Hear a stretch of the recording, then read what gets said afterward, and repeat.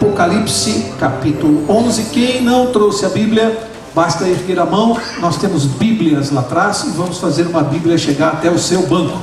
Basta erguer a mão assim e a Bíblia chegará, tá? Para quem quiser acompanhar e que por alguma razão não trouxe a Bíblia. Apocalipse capítulo 11. Lembrando, para quem veio na quarta passada e até para quem não veio, que nós terminamos o estudo da quarta-feira passada, a maioria que esteve aqui vai se lembrar, falando de um desapontamento. Estão lembrados? Um desapontamento, uma desilusão que um determinado povo teve, que na linguagem do anjo, aquela mensagem que seria pregada na boca deste povo seria doce como mel, mas quando chegasse no ventre, o que aconteceria? Ficaria amargo no estômago. E aí estudamos aqui e entendemos que isso se referia ao quê? Aquele movimento próximo do ano de 1844 começou a pregar a volta de Jesus, dando inclusive a data, 22 de outubro de 1844. Era uma mensagem doce na boca, né? Gostosa de se pregar. E chegou a data e Jesus não voltou, e aí a Bíblia, Deus, mostrando que aquele era um fato profético, pede ao mesmo povo, as pessoas que integraram aquele movimento, que reestudassem a matéria e que profetizassem outra vez, marcando claramente ali que aquele desapontamento, aquele equívoco era uma chancela do verdadeiro povo de Deus. Era o povo que dali surgiria esse movimento em 1844, que acabaria estudando as Escrituras e entenderia onde foi o erro. Bem, agora nós vamos começar o capítulo 11, e os dois primeiros versos, a Bíblia começa falando de um recado para esse povo. Aquele povo que surge no movimento de 1844 para pregar a verdade eterna, a última mensagem de Deus para a terra. Segundo o estudo da semana passada, não teremos um novo movimento religioso depois deste. É o último antes da volta de Jesus. Portanto, estamos no tempo deste movimento e pregando a última mensagem de Deus. Nós, nos próximos capítulos, especialmente no 14, vamos estudar um pouco mais a respeito dessa mensagem do nosso tempo. O que é que a igreja do nosso tempo tem que pregar? Será que Deus disse na Bíblia qual é a mensagem? Disse. E se você vier aqui, você vai saber qual é a mensagem determinada pelo próprio Deus no tempo que nós estamos vivendo. Mas vamos ver no capítulo 11 qual é esse recado para este povo. Verso 1 diz assim: foi-me dada uma cana semelhante a uma vara, e foi-me dito: levanta-te e mede o templo de Deus, o altar e os que nele adoram. Para aqui, uma cana, uma vara para medir e uma ordem: mede o templo de Deus. Veja, o templo, o altar e os que o adoram. É interessante porque você, quando tenta entender essa linguagem simbólica aqui, ela é interessante porque o que é preciso fazer quando alguém te manda medir alguma coisa? O que você precisa fazer para medir alguma coisa? Precisa prestar atenção na coisa que você vai medir? Uma atenção especial. Quando Deus está mandando medir o templo, Ele está mandando prestar mais atenção. Que templo Ele estava falando? Era o templo de Jerusalém? Não, porque foi destruído por Tito no ano 70. E João teve essa visão no ano 96. Portanto, o templo já estava destruído. Não podia se referir ao templo de Jerusalém. Se referia ao templo, o santuário celestial. E a ordem é: meça o templo, ou seja, preste atenção especial no templo, que vocês vão encontrar o equívoco. Onde erraram no estudo da profecia? Lembram-se? Eles previram que o ano de 1844, fim da profecia das 2.300 tardes de manhãs, que dizia que então o santuário seria purificado, eles entenderam que essa purificação do santuário significava o quê? A volta de Jesus. E agora veio um novo recado de Deus para esse povo. Deus já sabia que o povo ia se equivocar na profecia, o povo dele sabia? Está aqui na profecia. 1800 anos antes, Deus já disse: o meu povo vai errar nesse ponto. Aí mandou medir o templo com calma. Ele disse assim: vai lá, estudem o santuário celestial, porque é lá que vocês vão encontrar a resposta, o equívoco. Percebem? Tudo já fazendo parte do povo de Deus nessa terra. Características desse povo. O equívoco, o estudo das Escrituras de maneira mais detalhada e a descoberta do verdadeiro sentido da profecia. Tudo está aqui. O recado de Deus está aqui. E aqui também diz para medir quem? Além do altar, o templo, o altar e o que mais? O que diz aí tua Bíblia? Que é para ser medido? Os adoradores. E aí, como é que você mede o adorador? De que maneira? Existe alguma coisa que pode... Eu sou medido pela minha estatura em matéria espiritual? Será que Deus está falando do meu tamanho, da minha estatura? Essa medida aqui é espiritual. O que eu uso como medida para poder avaliar o verdadeiro adorador? Só tem uma coisa na Bíblia. A lei de Deus, ela não é um espelho? Deus está reafirmando aqui a prevalência da sua lei, dos 10 mandamentos, mesmo aqui, no nosso tempo. Nós seremos medidos, seremos julgados pela lei de Deus, pela lei da liberdade. Está lá em Tiago 2,12. Nós seremos julgados pela lei da liberdade. Por que a Bíblia fala que a lei, os 10 mandamentos, são a lei da liberdade? Por quê? Alguém já pensou nisso? Interessante que nós, advogados, conseguimos entender isso com uma clareza impressionante. Para mim, isso aqui é o meu dia a dia. Lei da liberdade. Quem cumpre a lei, está preso ou está solto? Quem cumpre a lei está preso ou solto? Solto.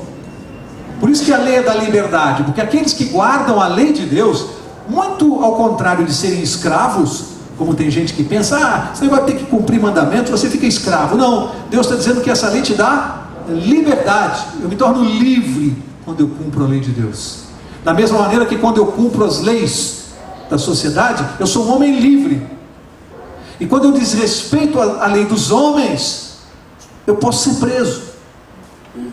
A gente entende isso, mas na lei moral a gente tem dificuldade, né? Considera que é uma escravidão. Não é não, é a lei da liberdade. Essa lei me torna um homem livre. Do quê? Do pecado. Vamos seguir, verso 2.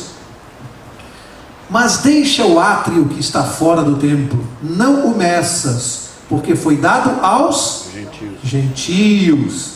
Estes pisarão a cidade santa por 42 meses. Ali lá vem profecia, já estudamos aqui. 42 meses em termos proféticos, quanto equivale isso? 42 meses. Quantos dias tem um mês? 30 vezes 12, 1260 dias. Um dia equivalendo a um ano. Portanto, 1260 anos. Já estudamos essa profecia. Um poder, já estudamos aqui, que durante 1260 anos, de 538, decreto de Justiniano, até 1798, prisão do Papa Pio VI, este poder representado pelo papado da Igreja Romana, a Igreja de Roma, durante 1260 anos, segundo a profecia, perseguiu o povo de Deus na terra, comandando vários movimentos de perseguição, dentre os quais se destaca a Inquisição, onde os cristãos eram mortos. Tudo isso é profético. E aqui está dizendo que isso vai acontecer de novo. Mais uma vez a profecia confirmando que sob o comando desse poder, os cristãos continuariam sendo, a cidade santa seria perseguida, cidade do povo de Deus, tá? Agora, verso 3, vou ler o 3 e o 4 juntos. E darei poder às minhas 2 testemunhas, guarda isso aqui agora, 2 testemunhas, e profetizarão por 1260 dias, vestidas de pano de saco. Estas são as 2 oliveiras e os 2 candeeiros ou castiçais que estão diante do Senhor da terra. Aqui as 2 testemunhas que profetizarão por 1260 dias, também são comparadas a 2 oliveiras e 2 castiçais. Bom, nós temos que entender o que são essas 2 testemunhas. Elas são muito importantes nesse capítulo. Elas aparecem aqui nesse capítulo. E você às vezes vai se deparar com muita especulação nessa área aqui. Há pessoas que insistem em interpretar o livro de Apocalipse como literal. E nós já estamos vendo desde o início desse curso que o livro de Apocalipse todo é escrito em termos simbólicos. Tem gente que interpreta esses 2 versos como literais e alguns chegam a dar nome as duas testemunhas? Dizem que seriam Moisés e Elias, mas não tem base bíblica, porque isso aqui é simbólico, tanto que elas são comparadas a duas oliveiras e dois castiçais. Não são. Então nós temos que procurar na Bíblia a resposta para descobrirmos quem são as duas testemunhas, porque elas vão aparecer no resto do capítulo de uma maneira muito marcante, muito forte, e nós temos que saber quem são as duas testemunhas de Apocalipse 11. É muito importante para você guardar para o resto da vida.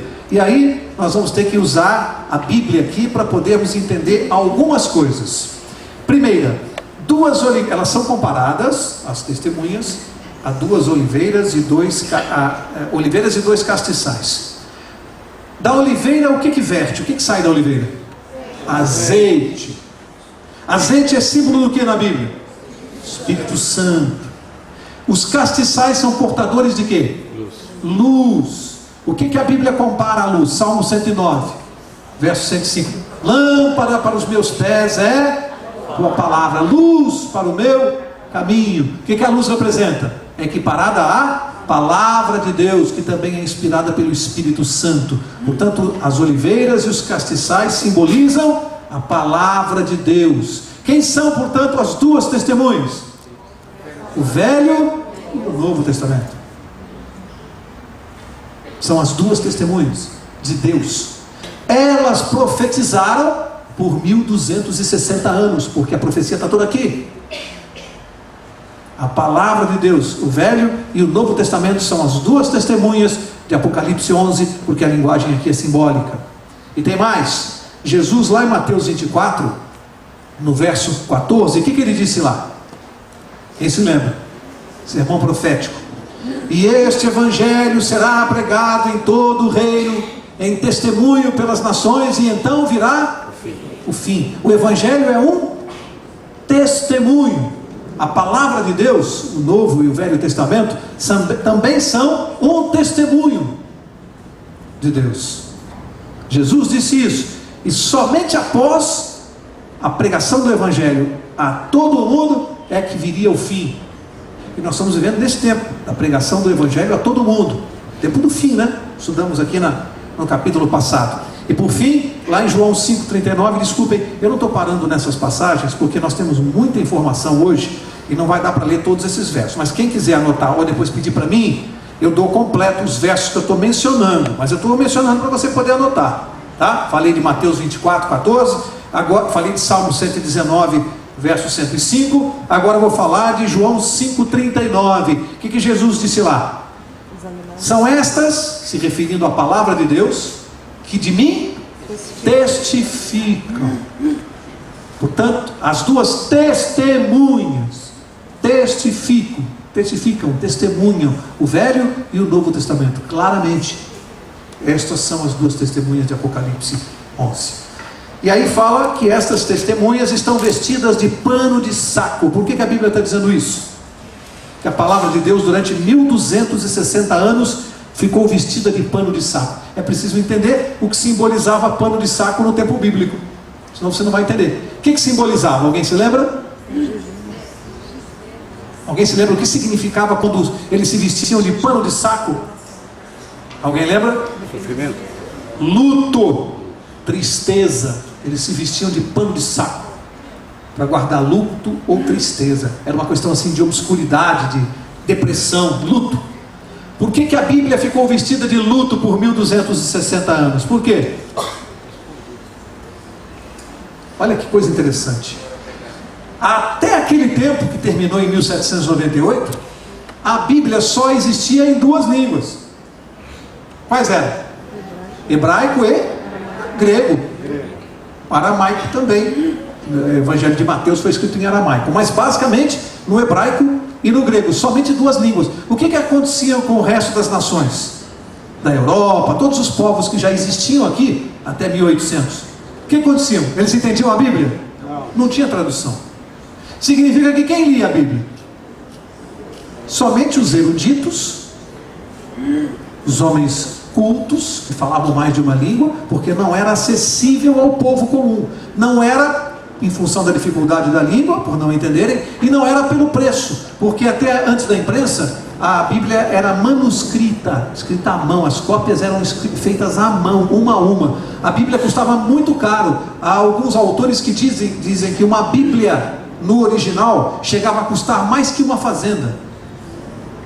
Só homens muito ricos poderiam ter uma Bíblia. E hoje, está aqui, para qualquer pessoa. É bênção de Deus, hein?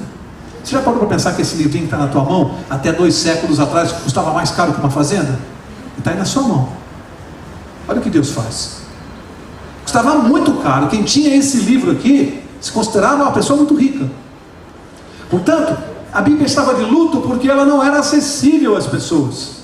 Ninguém podia ler. A palavra de Deus não era acessível ao povo. E aí ficava nas mãos de uma meia dúzia. O que eles faziam? Interpretavam do jeito que queriam. Eu até ia trazer, mas achei melhor não, para não desvirtuar o tema dessa aula. Talvez eu vou falar isso na próxima quarta. Talvez não, acabei de decidir. Vou falar na próxima quarta, então não vou falar agora o que eu ia falar. É isso aí, ué. Ué, quem manda é o senhor. Se você faz por quem manda, sou eu, né, seu João? E se você ficou curioso e tem vontade de saber o que é, vem aqui na próxima quarta. Tá simples, vem aqui que eu vou dizer o que é. Hoje não, porque tem a ver com o tema da próxima quarta. Então não vou adiantar, senão vai perder a graça, né? Vamos seguir, verso 5. Verso 5, Apocalipse 11, diz assim: se alguém lhes quiser causar mal, das suas bocas sairá fogo e devorará os seus inimigos.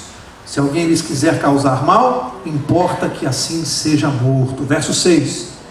Estes têm poder, as testemunhas, né? Estas 2 testemunhas têm poder, algumas traduções diz têm autoridade, para fechar o céu, para que não chova nos dias da sua profecia. E tem poder sobre as águas, para convertê-las em sangue, e para ferir a terra com toda a sorte de pragas, quantas vezes quiserem. O que te faz lembrar? Vejam como as 2 testemunhas claramente são a palavra de Deus, Velho e Novo Testamento. Estão fazendo referência aqui agora, que elas têm poder para fazer o quê? Transformar água em sangue, fechar as janelas do céu. Não foi a palavra de Deus que fez isso lá no Velho Testamento? Elas têm poder para isso. Então esse é o poder que há nas 2 testemunhas. A palavra de Deus tem todo o poder. E aqui diz que aquele que quiser causar mal às testemunhas, que seja morto. O que é causar mal à Bíblia? Pervertê-la, adulterá-la, acrescentar alguma coisa que não está nela, retirar dela alguma coisa. Aliás, Apocalipse 22 fala disso claramente, né? Há uma maldição para quem fizer isso. E aqui diz que seja morto. Amigos, tem muita gente que vai pagar caro que anda por aí. Tem muita gente brincando com Deus e com a sua palavra. E Deus está dizendo que aquele que tocar, perverter a sua palavra, vai responder gravemente por isso. Está claro aqui. Não se brinca com a Bíblia. Não se brinca com a palavra de Deus. E tem gente aí fazendo o que quer com a palavra de Deus. Fazendo o que quer. Desviando pessoas da salvação. Através da perversão das doutrinas verdadeiras. Verso 7.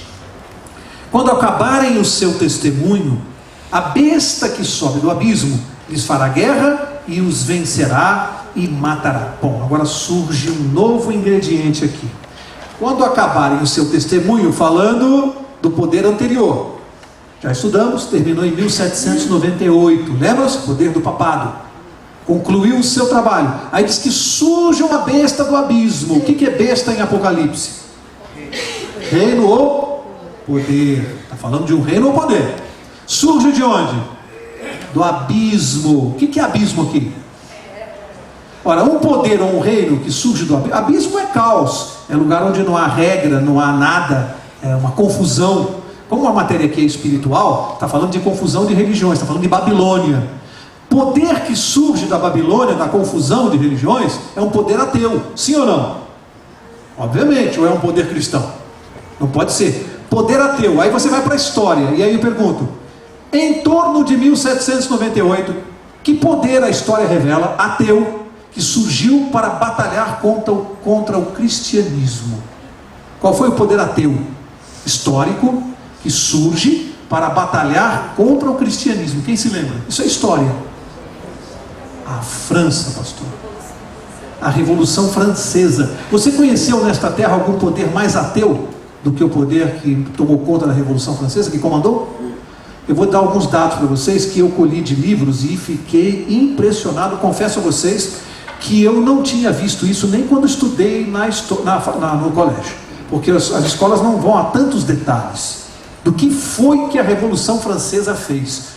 A Revolução Francesa, os seus principais comandantes eram tão ateus ou ateístas que eles desafiavam abertamente a Deus, abertamente. E eles em praça pública, sabe como se referiam a Jesus Cristo? É até difícil a gente mencionar. Este desgraçado seja morto. É assim. Amarravam as Bíblias nos cavalos, e as Bíblias eram arrastadas por praça pública e eram queimadas. E depois também os seus donos. E a coisa funcionava assim, gente. O que eu vou passar para vocês são dados históricos. Eu não estou tirando isso aqui da minha cabeça, eu nem tinha esses números.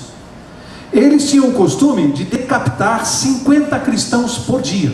Era um número que eles tinham que atingir, uma cota. Então funcionava assim nos livros que eu li. Eles prendiam as pessoas, interrogavam do jeito deles. Alguns estavam totalmente bêbados comandando o interrogatório, nem sabiam o que a pessoa estava dizendo. Comandavam bêbados, tomavam muita bebida. E aí, qualquer coisa que a pessoa respondesse era condenada à morte. E então tinha que ir para a praça pública para fechar a cota de 50 decapitações. Ali surgiu a guilhotina. Sabia que surgiu na França aqui? Uma lâmina afiada que descia. Por que eles criaram a guilhotina? Porque como eles tinham que matar muita gente por dia, não dava tempo, botava a cabeça de um, descia a lâmina, tira, põe a cabeça do outro, desce a lâmina, e assim o sangue ia rolando pelas ruas. 50 por dia. Qual o crime? Ser cristão. Esse é o poder que surge aqui. Ateu.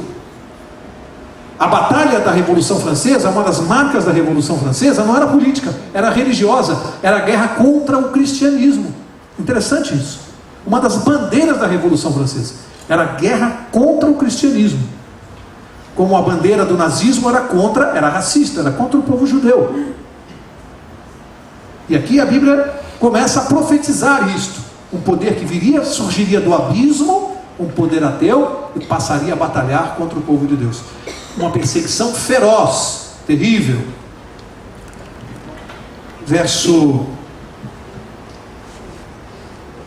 Eu tenho um dado aqui, tirado da biblioteca, da enciclopédia, desculpe.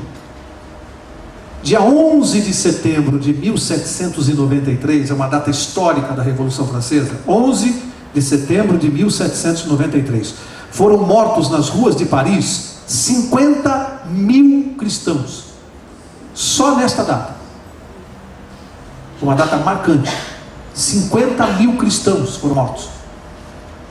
Gente, é um estádio do Morumbi lotado. É muita gente para morrer. 11 de setembro de 1793. Não é um chute, é uma data histórica.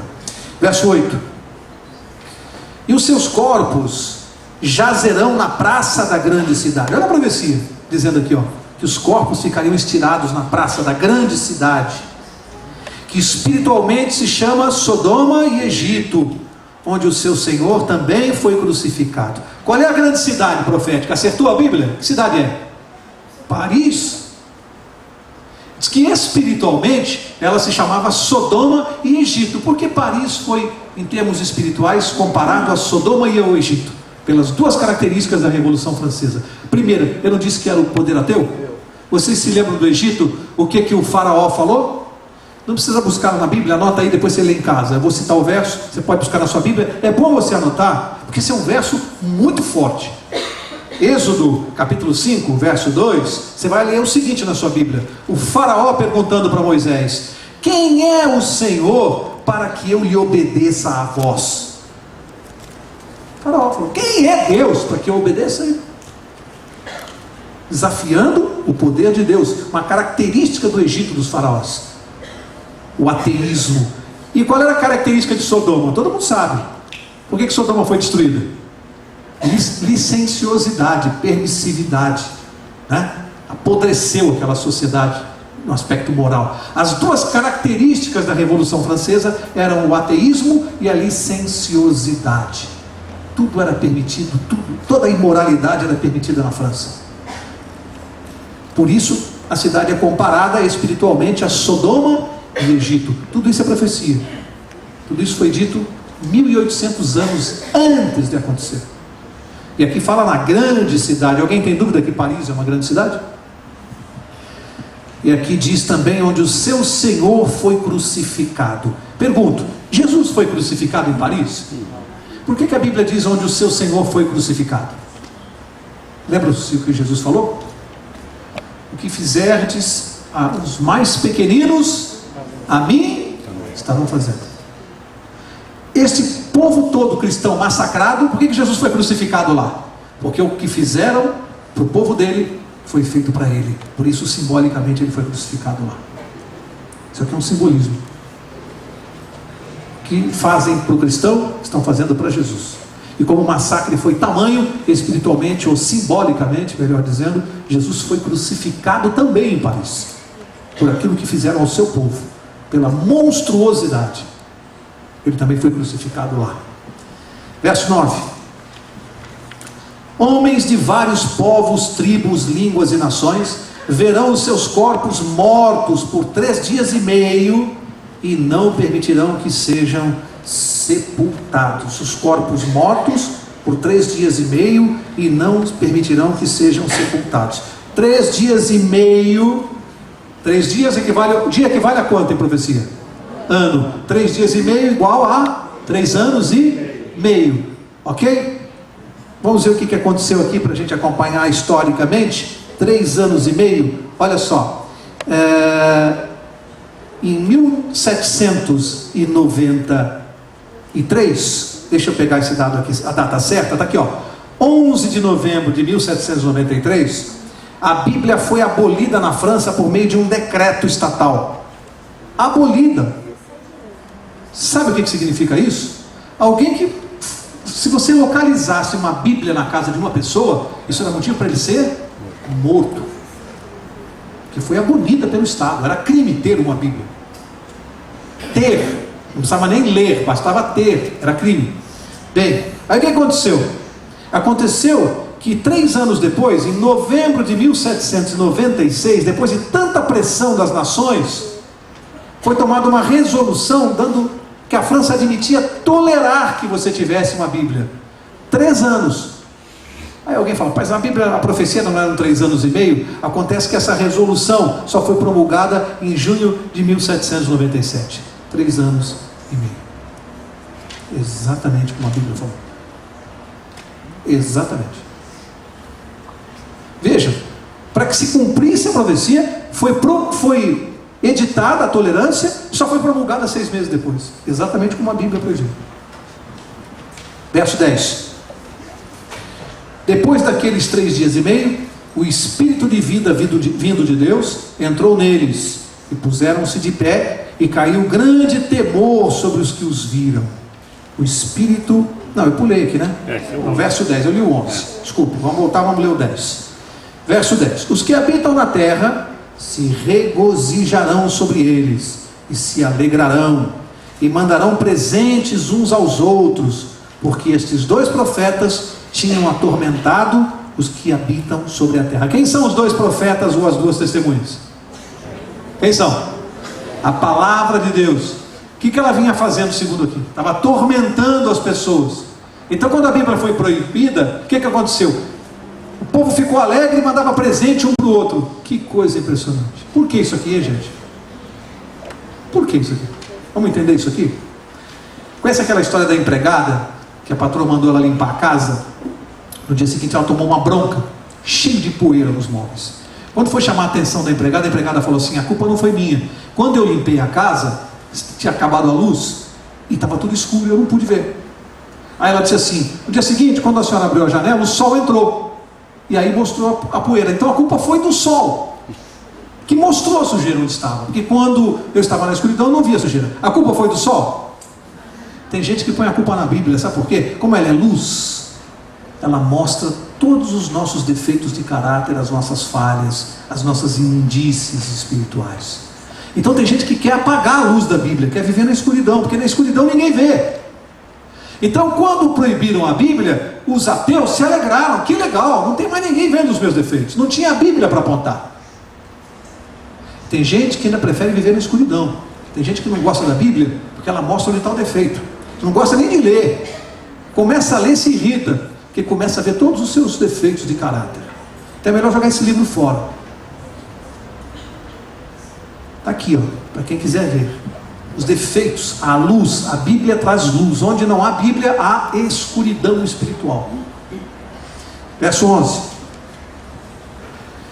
Depois daqueles 3 dias e meio, o Espírito de vida vindo de Deus entrou neles, e puseram-se de pé, e caiu grande temor sobre os que os viram. Olha, por que aqui fala de grande temor? Esse temor aqui só pode ser simbólico em relação aos 2 profetas que ressuscitaram, né? A palavra de Deus ficou morta por 3 anos e meio e foi ressuscitada, e aí causou um grande temor. É um temor simbólico, porque esse temor foi causado por aqueles que estavam presenciando a perseguição da Revolução Francesa. Sabe por quê? Porque mesmo aqueles que eram ateus, presta atenção nisso, que lição a gente pode tirar? Mesmo os que eram ateus, a grande maioria começou a não concordar com aquela matança, porque era demais, era uma coisa que agredia as pessoas, e qualquer dia podia ser na sua própria casa, porque poder, quando ele é arbitrário, cuidado quem apoia poder arbitrário, que um dia pode ser para você. A arbitrariedade nunca resolve, jamais. E aqui, o que está mostrando é que os próprios ateus, aqueles que pertenciam à Revolução Francesa, começaram a ter um temor, um terror danado daquilo, porque onde virou caos, acabou a ordem, o medo de qualquer dia, qualquer um daqueles ser pego e ser morto. Está acontecendo com esse povo aqui. O temor, mostrando para nós que é um suicídio você lutar ou agredir o poder de Deus, desafiar, melhor dizendo. É suicídio espiritual.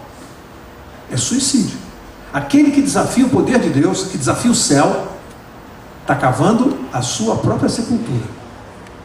É isso que Deus está mostrando aqui. Que os próprios ateus tiveram medo, porque foi longe demais. Foi longe demais. Verso 12. Diz assim: então ouviram uma grande voz do céu que lhes dizia: suba para aqui. E subiram ao céu em uma nuvem, e os seus inimigos os viram. Bem, lembra-se, o capítulo todo está falando de quem? De quem, gente? Das 2 testemunhas, a palavra de Deus. Chegou uma hora que lá do céu, a palavra de Deus ouviu uma voz: suba para aqui. E até os seus inimigos viram. Por que está dizendo isso, hein? Olha que interessante. Até 1804,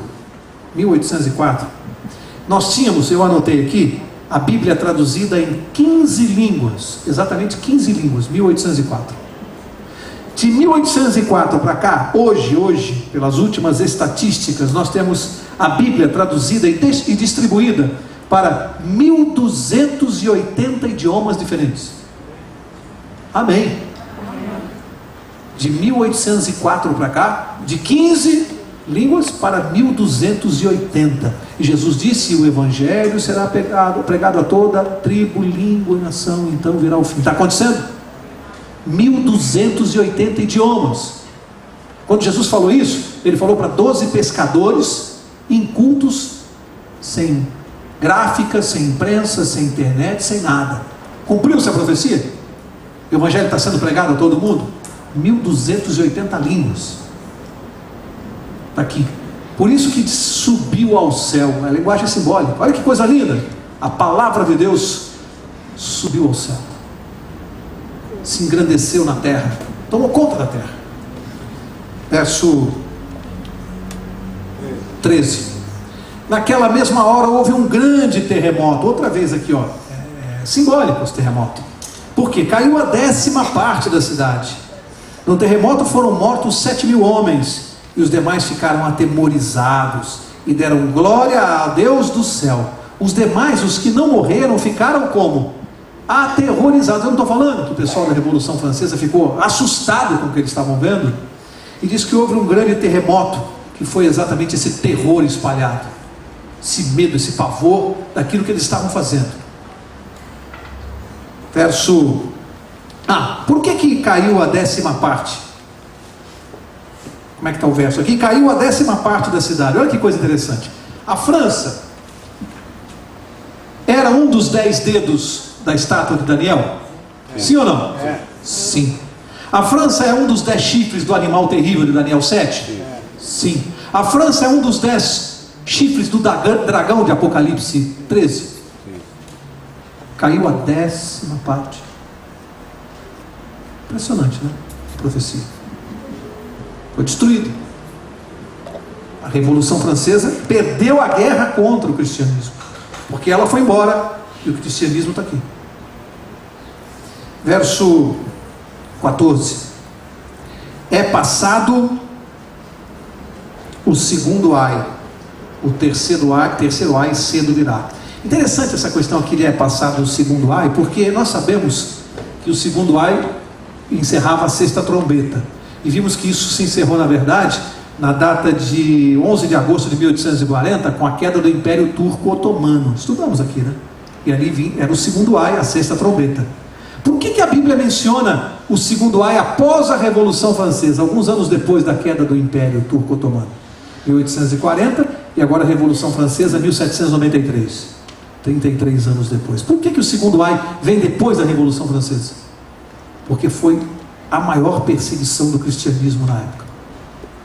O segundo ai. Lembra-se, quando a Bíblia fala em ai, muito sofrimento. E aí anuncia o terceiro, e agora eu vou ler numa tacada só, do verso 15 ao 19. E aqui é a 7ª trombeta, 7ª e última trombeta. Por isso que eu vou ler uma tacada só. Diz assim: o 7º anjo tocou a sua trombeta, e houve no céu grandes vozes que diziam: os reinos do mundo vieram a ser de quem? De nosso Senhor e do seu Cristo, e ele reinará para todo sempre. Bate com a profecia de Daniel da pedra que alcança a estátua e a pedra toma conta da terra. Olha aqui a 7ª trombeta, verso 16: e os 24 anciãos que estão assentados em seus tronos diante de Deus prostraram-se sobre seus rostos e adoraram a Deus, dizendo: graças te damos, Senhor Deus Todo-Poderoso, que és e que eras, porque tomaste o teu grande poder e reinaste. E iraram-se as nações. Então veio a tua ira e o tempo de serem julgados os mortos, e o tempo de dares recompensa aos profetas, teus servos, e aos santos, e aos que temem o teu nome, a pequenos e a grandes, e o tempo de destruíres os que destroem a terra. Abriu-se no céu o templo de Deus, e a arca da sua aliança foi vista no seu santuário, e houve relâmpagos, vozes e trovões, e terremoto e grande chuva de pedras. O que a 7ª trombeta está anunciando? Está descrevendo a volta de Jesus. Por que diz aqui que as nações se iraram? Eu falei antes, o que vai acontecer com os ímpios quando Jesus aparecer em glória? Vou pedir para que os montes caiam sobre si. A ira das nações, a revolta das nações. E aqui diz que Deus vai reinar para sempre. Tempo de fazer justiça aos pequenos e grandes, destruir os que destroem a terra. Esse tempo está chegando. O tempo da justiça de Deus está chegando, está próximo. 7ª trombeta, não falta mais nada, é a última. Nós estamos vivendo entre a 6ª e a 7ª. Está aqui. Não tem outra trombeta. E aqui descreve a volta de Jesus. O que está faltando? Amigos, Jesus está voltando. Jesus está voltando. Não se pode brincar com essa mensagem, ela é muito séria. Tudo indica o tempo que nós estamos vivendo. E aqui tem um detalhe importante, hein? Vocês perceberam? A 6ª trombeta anunciou a queda do Império Romano Ocidental e Oriental. Estudamos, anunciou. Lembra? 6 trombetas. Através de que povos? Vamos lembrar lá? Visigodos, que mais? Vândalos, hunos, érulos, árabes e turcos. Europa ocidental e oriental. A 7ª trombeta avisa sobre a destruição de todos os reinos da terra. Lembram-se que a pedra atinge a estátua nos pés e esmiuça o ouro, o ferro, o ouro, a prata, o bronze, o ferro, o barro, esmiuçou tudo, virou poeira. Lembram-se? Atinge os dedos dos pés no nosso tempo e destrói tudo. Está aqui confirmando isso. A volta de Jesus vai implicar na destruição dos reinos humanos da terra. Os reinos da força que imperaram até hoje, que obrigaram as pessoas, forçaram religiões, mataram aqueles com os quais que não concordavam. Os reinos da força serão destruídos pelo poder, pelo reino de Deus, que é eterno. Esse tempo está próximo, muito próximo, a intervenção de Cristo nesse mundo para fazer justiça.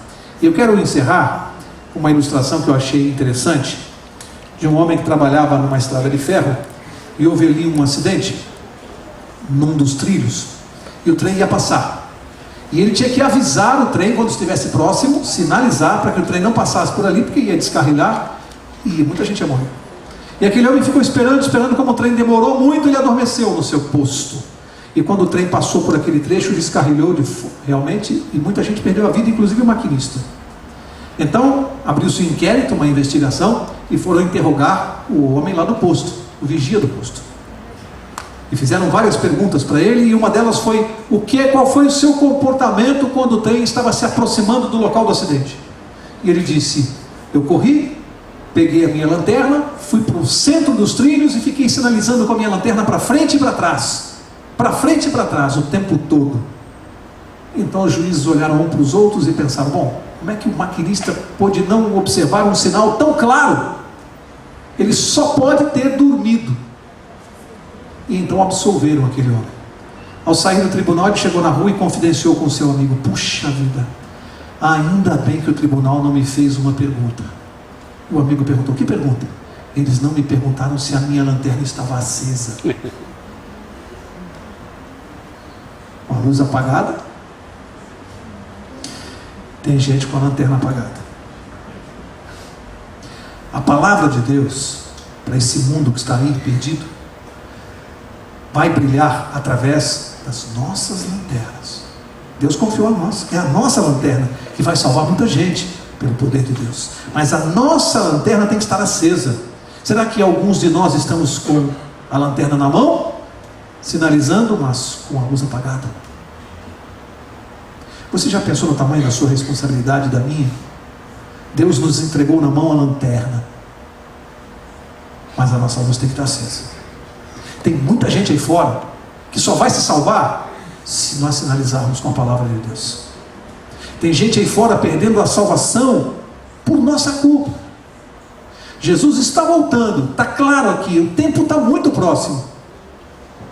E muitos de nós estamos brincando, lembra-se que Jesus falou como no tempo de Noé? Estamos comendo, brincando, casando, dançando, estudando, nada de errado nisso, não há nada de mal em fazer essas coisas. O ruim é quando essas coisas assumem a prioridade na nossa vida. E a lanterna? Essa noite eu quero que a gente volte para casa, cada um sozinho, na sua cama, no seu travesseiro, faça uma análise de consciência e veja como tem andado a sua lanterna, acesa ou apagada. As pessoas têm visto a sua e a minha sinalização desse Deus que está voltando? Ou será que a nossa lanterna anda desligada, apagada, sem pilha? Isso é muito individual, muito pessoal. Isso é para pensar em casa. Quarta-feira que vem, capítulo 12, como nós vínhamos anunciando, agora, como se diz na linguagem da garotada, agora é que o bicho vai começar a pegar. Até aqui o capítulo 11 é muito histórico, muitos detalhes históricos, né? Agora não. Agora do 12 em diante, não perca. A partir já da próxima quarta nós vamos entrar numa questão espiritual muito forte, mensagens terríveis para os nossos dias. Agora a Bíblia parece que começa a dar mais nomes aos bois. Não perca. O curso de Apocalipse realmente a partir do capítulo 12 ele fica assim, parece que mais diretamente ligado com a nossa vida espiritual. a partir da próxima quarta. É uma boa ocasião para você convidar um amigo, um colega, alguém que não acompanhou até agora, mas pode acompanhar daqui para frente. Ele vai entender tudo, tá? Então vamos ficar de pé e vamos orar.